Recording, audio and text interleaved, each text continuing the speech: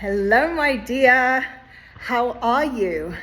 How is your heart today? Let me start by asking you that question. How's your heart? Like, for real. This day, whenever it is that you're watching this, I want you to check in with yourself. Just ask, how you doing? How you feeling? It's the beginning of February. Maybe that is a trigger for you to question how things have been going so far. Maybe in relation to your intentions for this year. Maybe in relation to how hard January was. Making some new intentions and setting some new goals, perhaps moving forward. Where is your heart in those decisions? Check in with yourself and then give yourself a huge pat on the back for being here, for being engaged in your growth, for being engaged in resources and tools and seeking out different viewpoints and perspectives and lessons and teachings and teachers around how to hack your personal growth. And that's what this conversation is going to be about today. Thank you for being here. My name is Sabrina. If you don't know me super well, I am a life coach, a performance coach, a push coach.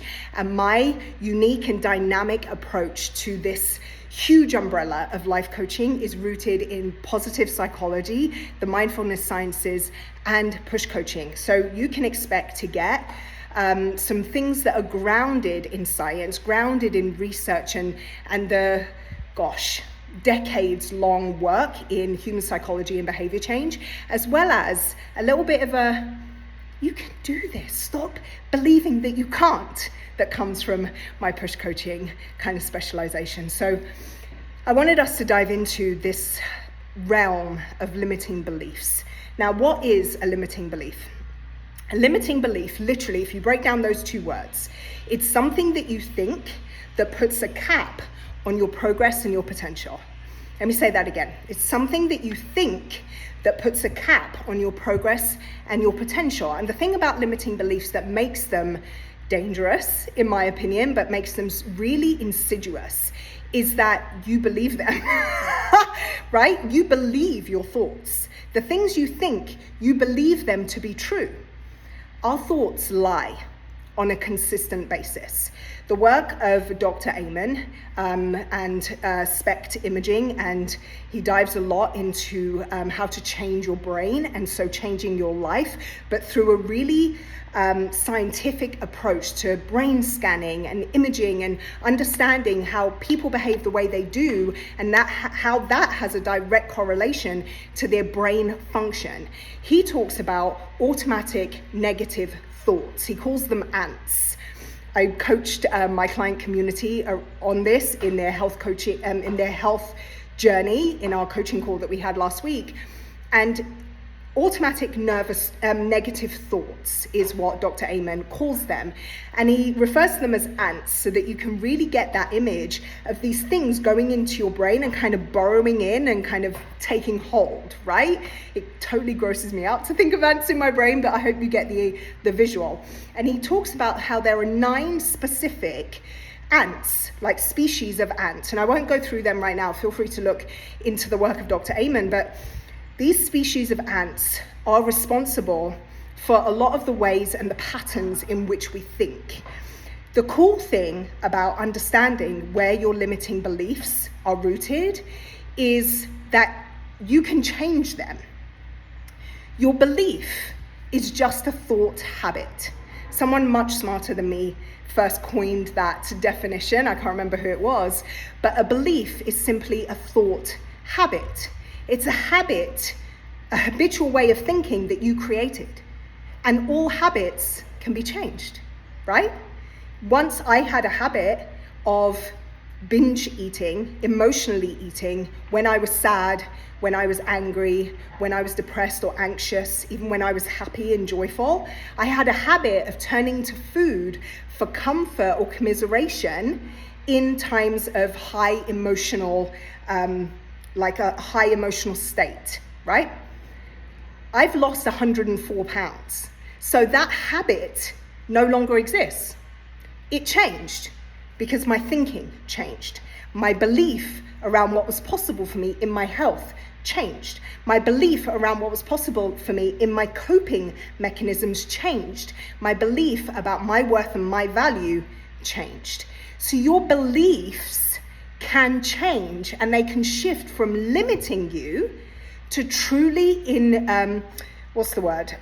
igniting you, that's not the word I wanted to say, kind of like invigorating you into new actions and new ways of being.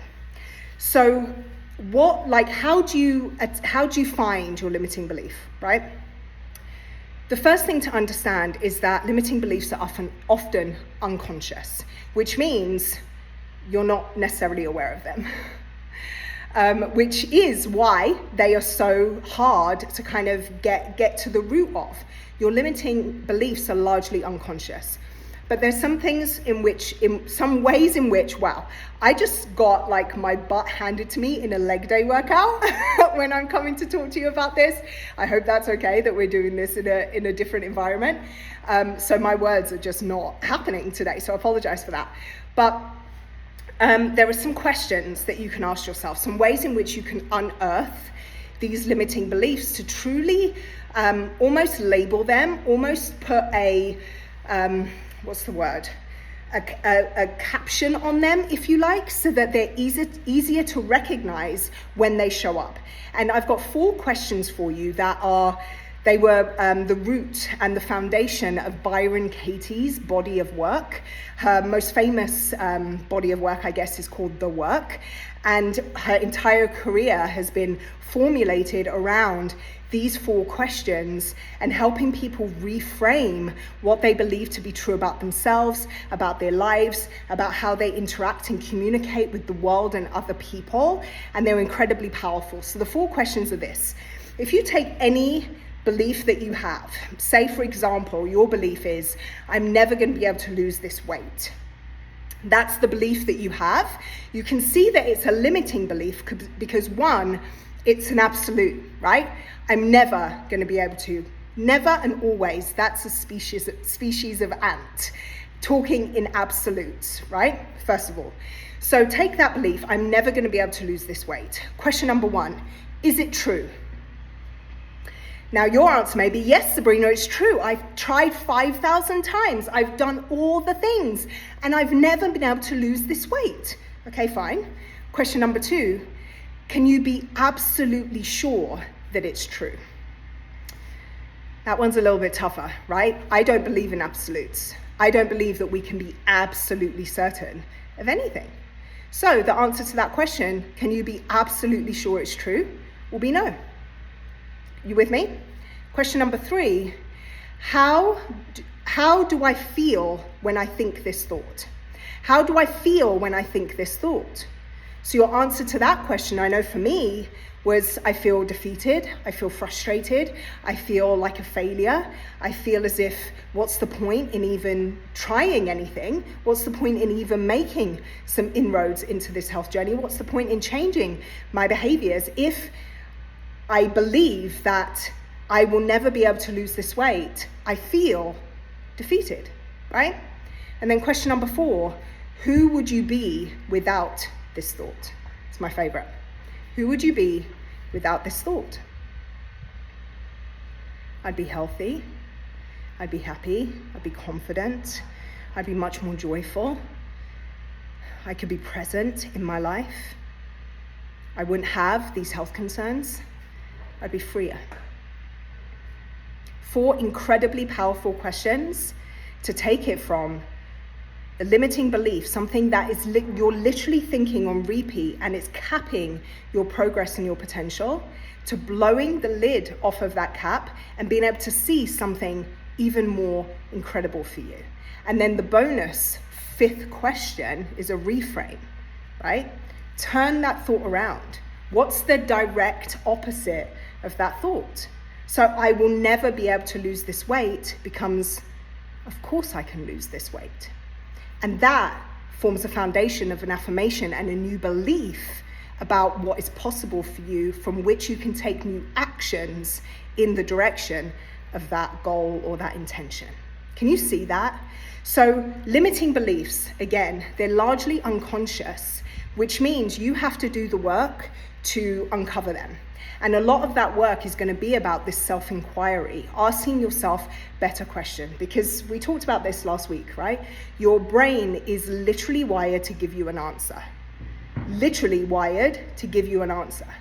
So when you say, why can't I lose this weight? Why is this so hard for me? Your brain is looking for all the reasons why you can't lose the weight and why it's so hard for you, and is providing you with those answers. So it further cements your belief that you can't lose the weight and it's hard for you. Can you see that? So much of this, especially in the identification of your limiting beliefs, is about asking yourself better questions. How can I lose this weight? It's one of my favorite questions to ask myself, often when I'm in times of hard, going through a struggle in a particular area of my life, and I'm kind of stuck in that negative thinking and that limiting thinking. I will grab a piece of paper, I'll grab a pen, at the top of the page I will write, how can I, ? And allow my brain to answer that question. How can I lose this weight? Again, your brain is going to answer, or it's going to give you all the answers to that question.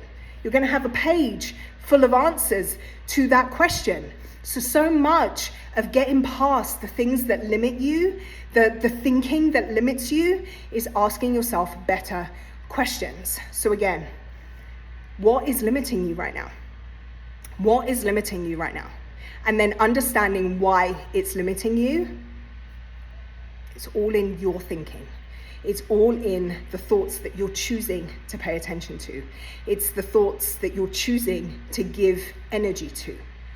What could it be if you shifted that thinking? Ask yourself those 4 powerful questions. Do that bonus reframe.